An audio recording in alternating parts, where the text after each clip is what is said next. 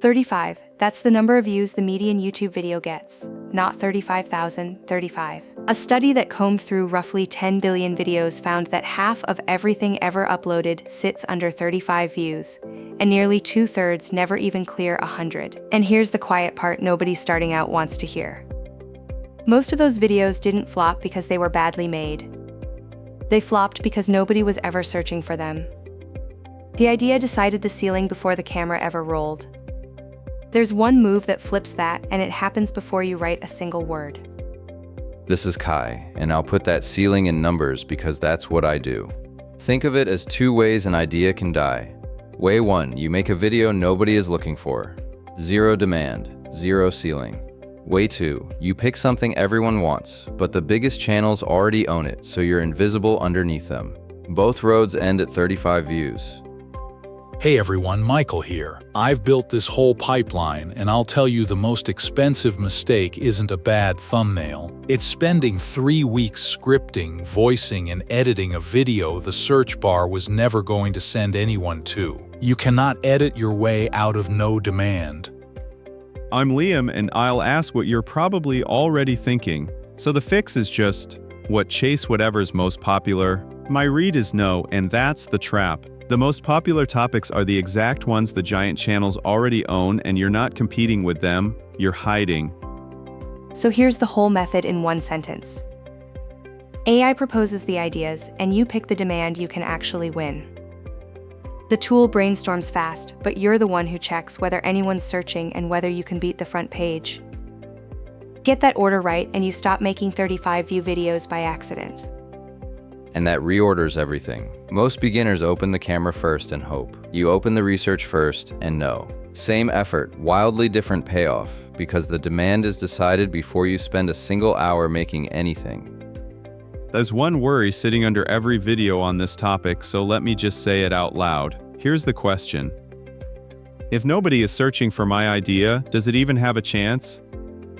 My plain read, and it's a hard one, is basically no. Not until you find the version of that idea people actually look for. That's the right frame for the whole video. And we built a place to make this easier on you. The idea validation prompts, a demand and competition checklist, and a free tool directory all live at grow.professorerica.com. Coming up, how to brainstorm with AI without letting it drive. The one grid that shows you a winnable idea at a glance. And how to rank your shortlist down to the single video you make next.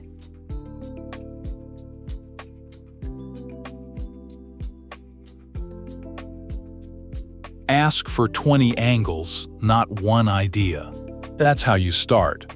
Open any AI chat tool, give it your niche in one line, and tell it to fire back 20 different angles on a single topic. You're not asking it to be right.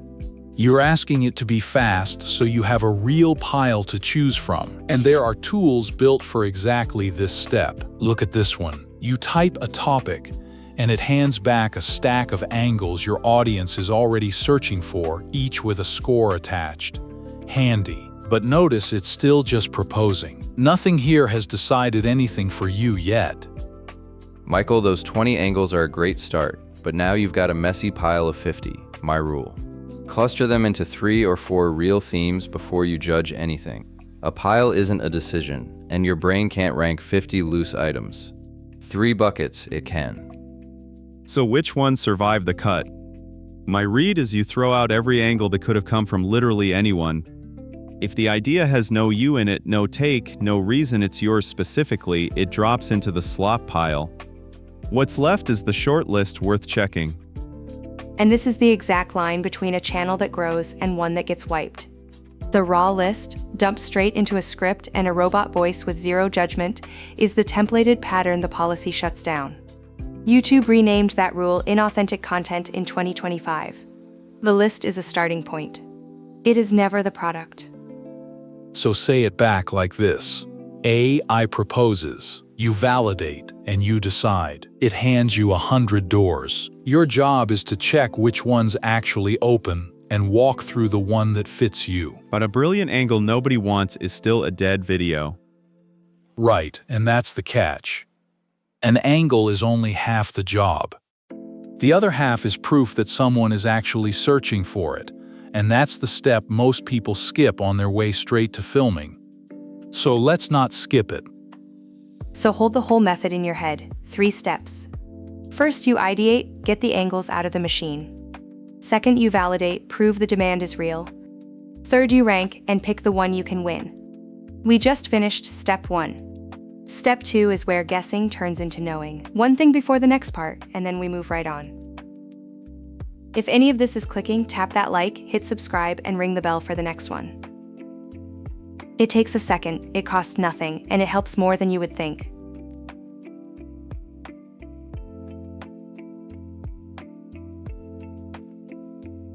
The winnable idea lives in one corner of a very simple grid. Real demand, low competition. Land anywhere else and you either get no traffic or you get buried by bigger channels. That corner is the entire game today, and you don't have to guess where an idea lands. Let me show you where you actually read those 2 numbers for free. This is a keyword tool a lot of creators lean on, and it puts the whole answer on one screen. You type your topic and it hands you 3 things: a search volume, a competition score, and a combined rating out of 100. Look at the live example on it right now. Search volume over 1 million, competition around 40. So read the 2 numbers side by side. Search volume is the demand, how many people look for this every month. Competition is how hard the front page is to crack, based on how large and strong the channels already ranking there are. High demand with low competition is the whole target.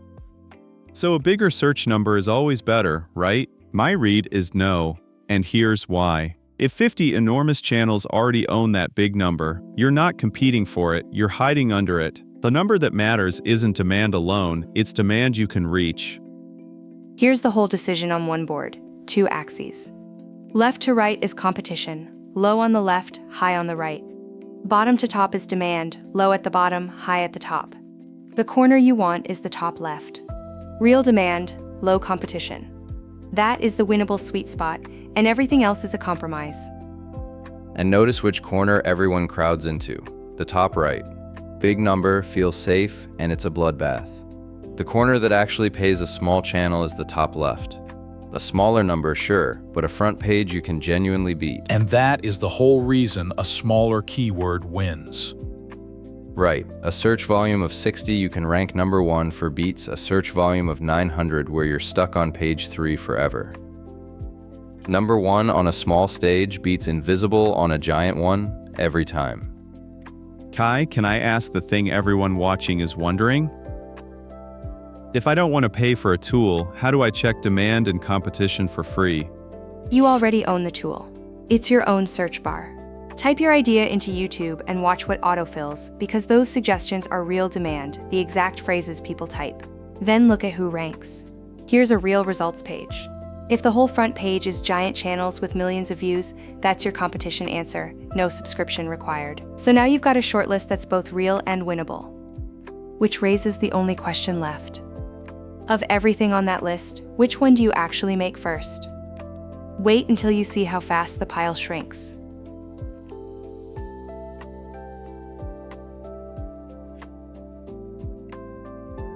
You do not make all 10 ideas. You rank them and you make exactly one. And the tiebreaker most people miss isn't demand at all. It's agency. My read is the ideas that win give the viewer something to actually do. A number to check, a form to file, a decision they can act on today. Those beat a neat fact the viewer just nods at and forgets. Action outlasts information. Watch the pile shrink, because that shrinking is the whole job. You start with 50 raw angles. Maybe 12 survive the demand check. 4 of those you can actually win. And of those 4, 1 has the most agency for the viewer. That last one is your next video.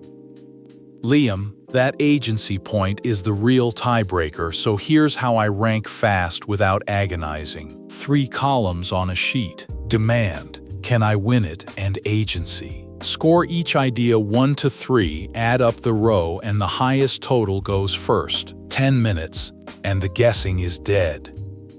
There's one last filter, and it decides whether that video pays you for a week or for years. Look at this. It's a live trends board, and every spike on it is a topic exploding right this second. Almost every single one of them will be dead in a few days. So here's the math I trust. A trending video is a lottery ticket. It might spike, and then it's gone. An evergreen idea, something people will still search next year, keeps earning long after you hit publish. One good evergreen video can out-earn 10 trend chasers because it never stops working. And here's the sweetest version of all this. Sometimes you find a topic with real demand where the big channels just, for whatever reason, never bothered, a gap. My read is that's the single best thing a small channel can find, a lane the giants skipped. People ask us this one constantly, so let's answer it straight. How many videos should I make on the same winning topic before I move on? The straight answer is more than one. If a topic wins, make 3 or 4 different angles on it before you leave. You already did the hard research, so reuse it. So you've got your one idea ranked and winnable. But that trending versus evergreen call? The team does not fully agree on it. So let's actually have that out.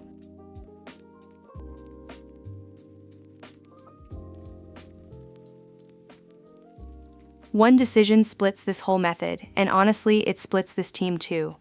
When you find a winnable idea, do you chase what's trending right now, or build something evergreen that lasts? Kai thinks evergreen is the only real asset. Michael thinks a small channel that ignores trends starves. I'll keep both sides on the record. Kai, make the case for evergreen. Evergreen is an asset. Trending is income you rent. A video about something people search every single month keeps working while you sleep for years. On my own channel, my top evergreen video earned more in its second year than its first. A trend can never do that. It's gone before the month even ends. All true and all useless if nobody ever finds you. Here's the piece that math skips. A brand new channel has no authority, so on an evergreen topic you're stuck behind 5 years of established videos. But a trend that broke yesterday, nobody's covered it yet. For about 48 hours, the competition is basically zero. That's how a small channel actually breaks in. Hang on, Kai, before you answer the math. Michael's got a real point about day one. If the evergreen front page is a wall of established channels, how does a brand new channel ever get its first 1,000 views? Fair. I'll concede the cold start problem is real. But my answer is you pick evergreen topics inside the gap we talked about. The lanes the giants skipped, not the ones they own. You don't need a trend to find low competition. You need a corner they ignored. And when there's no gap left in your niche, Then, honestly, a trend can be the crack in the door. I'll give you that one. and that crack is the whole first year for most people. For the first year, maybe. But if a trend is all you've got, you're right back to renting. The channels that last convert that first trending break into evergreen the moment they can. Ride the wave in, then build the house on solid ground. That I'll agree with completely. Use the trend to get seen. Use evergreen to get paid. They were never really enemies, they're a sequence. So here's the verdict, and the record backs it. Evergreen is the asset that compounds, which is why one durable video out-earns a stack of spikes.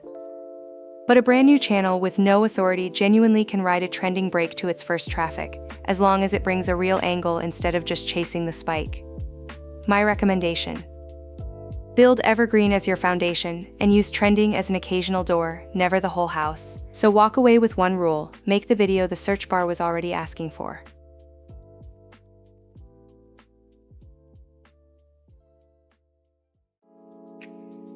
Quick recap before we close. The idea decides your ceiling before you ever hit record. So you ideate with AI, you validate the demand, and you rank down to the one you can actually win. Chase demand that's real and competition you can beat, and you never make a 35-view video by accident again. The number to keep. A search volume of 60 you can rank for beats and 900 you can't. Winnable beats big, every time. One action before bed. Type your next idea into the search bar and look at who already ranks. 10 seconds tells you if you can win it. And send this to the friend who keeps making videos nobody watches. What I'd watch out for. AA hands you 100 ideas in a minute and 90 are noise. The skill isn't generating ideas anymore. It's judging them, and that part is still all you. Next in the series, we turn that winning idea into a script that sounds like a real person, not a template, so your channel stays original. If this saved you from a whole month spent on a video nobody wanted, hit like and subscribe, because we're building this entire system one video at a time. And the idea validation prompts are free and waiting at grow.professorerica.com. Here's the one we couldn't fully settle, so tell us in the comments. Would you rather chase a trend that spikes today or build an evergreen video that quietly pays you for years? That is a wrap on today's lesson. Professor Erica here, thank you for spending your time with me.